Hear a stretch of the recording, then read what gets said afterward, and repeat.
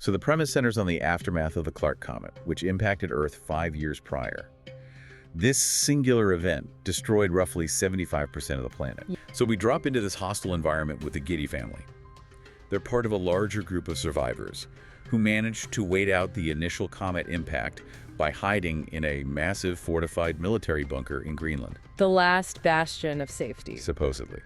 You have John Garrity, an engineer who essentially acts as a scout for the bunker.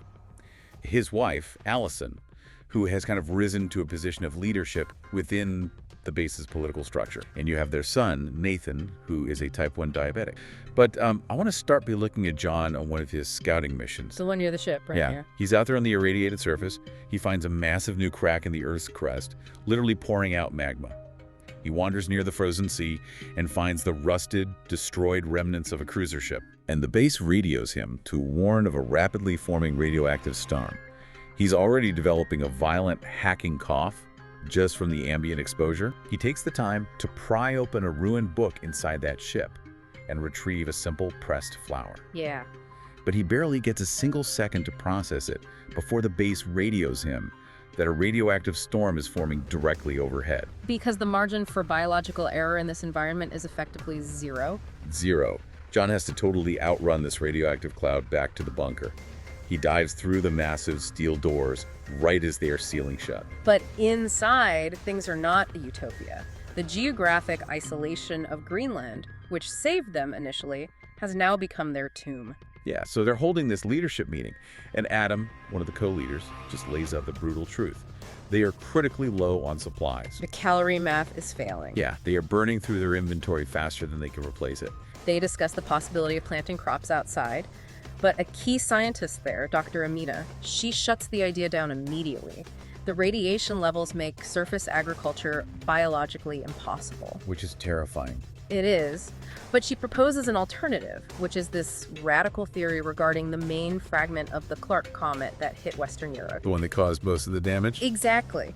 She theorizes that the kinetic force of that impact was so unimaginably massive that it carved out a crater deep enough and pushed up a mountain range high enough to actually physically alter the atmospheric currents. But then, this conceptual debate is suddenly interrupted by a very real, immediate crisis. The radio signal. Yeah. The bunker's communication equipment picks up a distress signal. It's from another group of survivors trapped somewhere out in the wasteland. Adam, looking purely at the arithmetic of their dwindling supplies, says no. He says they cannot bring in more people. The bunker is full. Allison steps up and refuses to let Adam's math dictate their morality. She forces the issue to a democratic vote among the bunker's population. And the majority actually votes in favor of compassion. They vote to authorize a rescue mission. Which is a huge risk. It is. John is having a quiet conversation with the bunker's psychiatrist, discussing his creeping dread and the trauma of his scouting missions, when the fundamental structure of their reality just gives way. An earthquake. Yeah, the entire bunker begins to violently shake. The general tries to placate the rising panic, confidently stating that the bunker survived the initial impact of the Clarke comet, so it will certainly revive a localized earthquake. And the timing is catastrophic, because the rescue team that Allison fought for actually manages to secure the first group of survivors and radios back, asking for permission to push on to a second location. Adam immediately denies the request, reiterating that they are already over capacity. Allison, true to form, demands another discussion. She wants to keep pushing the boundaries of their empathy. She just won't give up. But before they can even convene a vote, the radio connection dies. Totally. Which brings us to a massive causal shift in the story. Right, the earthquake. Yeah, a huge earthquake hits during a rescue mission. We see the Garrity family scramble. John fights his way to Allison, and they sprint to find Nathan. But they have to move. They must grab their absolute essentials, the most critical being Nathan's insulin. So John runs to secure extra air filters and masks. But when they attempt to flee through the bunker's main exit, they find it entirely blocked. But they find the exits jammed. People are literally physically attacking each other. In the frantic rush, someone from the mob attacks Adam. The leader who opposed the rescue. Yes, the very leader who argued against it. They tried to literally rip his gas mask off his face. John and his family intervened, physically fighting the attacker off to save Adam. And the whiplash continues when they finally reach the shoreline. The lifeboats. Right. They pull the heavy steel door shut and lock it. They barely squeeze onto a lifeboat before a massive tsunami, which was triggered by the earthquake, wipes out the entire shoreline. And out in the open, they quickly realize the weather isn't the apex predator anymore. No, the environment pushes them out, but human nature is what truly makes the outside world unsurvivable. I mean, they drift in this lifeboat, totally out of fuel, at the complete mercy of the Atlantic currents until they hit a submerged structure. And they realize they are in Liverpool, England. Yeah, except half the city is completely underwater. They finally make landfall, stepping onto a ruined, unrecognizable shoreline. They spot a ragged group of survivors moving with purpose and decide to follow them. This leads them to a massive, fortified military rescue bunker situated on higher ground. Huge, frantic crowd of desperate refugees is pushing against the barricades, begging to be let in. They explain to the guards that they are organized refugees from the Greenland bunker, and the soldiers demand to see official badges from the Greenland bunker. Allison has hers, but everyone else lost theirs during the literal collapse of the facility. The soldiers refuse entry without proper plastic ID. He's Magnus. The crowd pushes forward, and the soldiers open fire. They actually shoot Adam, who barely survived the bunker collapse. The Giddy family, along with Dr. Amina, managed to scramble away from the barricades and escape the gunfire. Immediately after escaping the massacre, they look to the horizon and see the dark, swirling mass of a new radioactive storm bearing down on their position. They sprint to the vehicle and beg for a ride out of the storm's path. The driver doesn't offer compassion, though. He rolls down the window and demands payment. He looks at John and asks for his watch. John doesn't hesitate. He strips the watch off his wrist and hands it over. Once they have put some distance between themselves and the storm, they try to formulate a plan.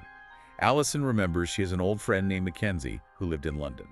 She tells the group they managed to speak on a crackling radio connection maybe 8 to 10 months prior, and Mackenzie claimed to have a highly secure setup with a deep cache of supplies. During this tense drive, Nathan, the young son, speaks up. He looks at Dr. Amina, the woman of science, and asks her about the crater. She looks at the boy and tells him she believes the crater is real. He grabs Nathan, kicks his door open, and they all scramble out of the car, diving for cover behind a massive overturned tree trunk on the side of the ruined road. The sky above them literally opens up. But the driver reacts differently. Yeah, he does the exact opposite of taking cover. He literally breaks cover while meteors are raining down. Screaming, "The car is everything!" Yes. And he runs for it and is instantly crushed by debris. Losing that car forces the surviving group onto their own 2 feet. Right, they have to walk through the devastation all the way to London. And what they find there is so jarringly different from the violence outside. They arrive at a house run by a woman named Mackenzie. And Mackenzie answers the door holding a gun. But inside, she's actually running a sanctuary for Alzheimer's patients. So another survivor, Allison, wakes up in the middle of the night to find John coughing up blood. Yeah, and he reveals this really dark secret. His past work as a scout in radioactive air has finally caught up with him. He has terminal radiation sickness. So he has, what, exactly 6 weeks to live? And Allison, she begs him to stay. She points out they're in a makeshift hospital, right? They could try to treat him, keep him comfortable. But John refuses to die in a makeshift bed, holding on to a fading reality.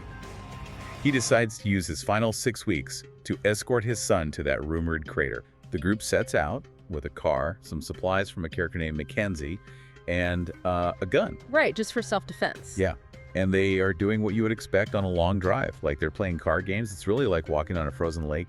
Everything feels casually solid right up until the ice snaps under you. And the snap here is just absolute chaos. I mean, those car games are suddenly interrupted by gunfire. Yeah, they're ambushed by carjackers. Exactly. And it's violent. A character named Amina is killed instantly. Oh, it's brutal.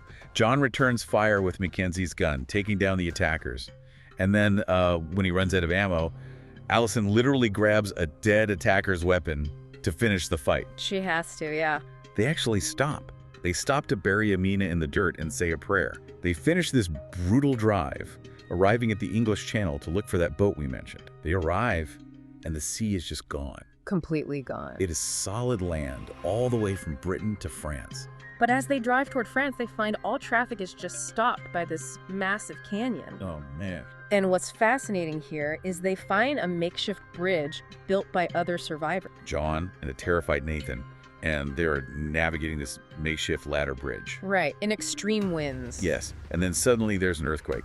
But the crazy thing is, the true catastrophic variable here isn't geological at all. No, it's other people. So the neighboring rope bridge snaps, and you've got people falling, and this panicked survivor just blindly jumps onto John and Nathan's ladder bridge. And it takes John's immediate, localized physical reflexes grabbing his son right before the entire structure collapses into the abyss to counter that external panic. Right, they make it to what is supposed to be France, but it's entirely destroyed. It's just an unrecognizable wasteland, and immediately they are held at gunpoint by a stranger. But then John de-escalates the whole thing by simply stating they mean no harm and just want to go to the crater. The stranger lowers his weapon, shakes their hands, and offers them shelter. The stranger's home. An abandoned mill in Kalala. He's using an old stone mill, but it's equipped with solar panels and radiation filters because the air outside is literally radioactive. We get introduced to this French family living out in the wastes. She's completely paralyzed, she can't speak, and the scary part is it's not from a combat injury or like some virus. No, the text explicitly links her condition to the radioactive air. At night, the Frenchman's daughter, Camilla, shows Nathan her room, and in return, Nathan shows her his blanket. Allison asks John what his father told him privately before they left for the bunker. And what does he say? John reveals his father made him promise to protect Allison and Nathan. So John's group meets this Frenchman who gives them a map. He explains how to navigate the blind spots of the war zone. He tells John that if they make it to the Western Alliance base, he needs to ask for Commander Jennett. And he gives him something, right? Yeah, to prove they're allies, he gives John a photograph of himself with Jennett from the old days. Then the Frenchman makes a request that completely derails things. He asks John and Allison to take his daughter Camilla with them. Oh, wow. Yeah. He says she shouldn't be trapped in the wasteland with him and his paralyzed wife. Allison agrees, and we get this horrific scene of Camilla saying goodbye to her parents. After this heavy goodbye, they set out toward the war zone. So they take a rest and actually play some family game. They are spotted. Right. They're intercepted by soldiers from the Western Alliance. The soldiers are shouting in French, informing the group that the area is strictly restricted to civilians. Camilla steps forward. She bridges the gap. She speaks to the soldiers in French, invokes Commander Jennett's name, mentions the photograph, and explains the promise to reach crater. The soldiers initially tell them passing is impossible. John practically begs for help, and somehow it actually works. Under the cover of night, one of the soldiers actually takes them through the war zone to guide them. And the only hope for a family on the run is this rumored sanctuary. And the detail that really sets the tone immediately is when the character Camilla looks at these massive mountains blocking their path and points out that they are new. And so they arrive at this staging area, right? This chaotic bottleneck. John, He goes looking for the manager. he's wandering around showing a photograph of someone named Commander Jennett to anyone who will look. The soldier doesn't, offer to check a ledger or make a call. He just bluntly points out Commander Jennett's dead body lying right there on the ground. Telling John to leave the area is just the last hollow echo of a dead protocol. He tells him the raw truth. Exactly. He tells the soldier he is a dying man and he just wants to get his family to the crater. And it actually works. That's the crazy part. The soldier listens, he looks at John, processes that he is dying, and he suddenly changes his mind. He tells his subordinate to make room for them on the bus. So they get on this military bus. The bus is violently attacked by bandits. It's brutal. The bandits instantly, ruthlessly take out the guards. And when the driver tries to escape, they shoot him dead without a second thought. They tell the terrified passengers to leave, declaring that it's now their bus. And here is where John's decision-making really messes with my head. John attacks the bandit. His friend, who we learn is traveling with them, actually tries to step in and help John, but the other bandits immediately take the friend down. We don't get a clear view of the entire brutal fight. All we know is that there are 2 gunshots heard coming from inside the bus. And then John emerges. He's alive. But he has been shot. Yeah, so they tend to his wounds as best they can, and they reclaim the vehicle. They get back in, and Allison takes the wheel. Right. John's sacrifice buys them the bus, but the very machine he bled for ends up failing them on the mountain. The incline is just too steep. They come down from the failing bus and start this grueling final ascent on foot. Yeah. And John, the man who just took down armed bandits by himself moments ago, is now so weakened by his gunshot wound and his illness that he actually has to be carried up the mountain by his family. And they finally push over that peak. The final ascent is over, and they look down, and there it is. The massive impact crater they've been calling Clarke. But down in the crater, they see fertile farmland. They see fresh water. They see a clear sky, completely free from the radioactive ash choking the rest of the planet. John finally lets go. He asks them to stop and take a rest. Yeah. He tells them how profoundly happy he is that he got to see them make it safely here. And then he collapses on the ground and passes away. It is the absolute resolution of his arc. Think about the sheer willpower required for that. It's incredible. He refuses to die in the violent struggle on the bus. He refuses to die in the dirt on the side of the road. He holds on through sheer agonizing willpower until he can look out over that fertile farmland and know with absolute certainty that the equation balances. Wow, the equation balances. His family is safe. His death isn't a defeat. It's the final necessary sacrifice for their future. The torch is officially passed, but, the survival of the family isn't the end of the sociological experiment here. No, it's really just the beginning. Right, because in the aftermath of John's death... Right, Nathan recites a specific line to honor John, but he doesn't just look backward at the tragedy they just endured. So, taking a step back from the narrative, let's look at the intense journey we just dissected today.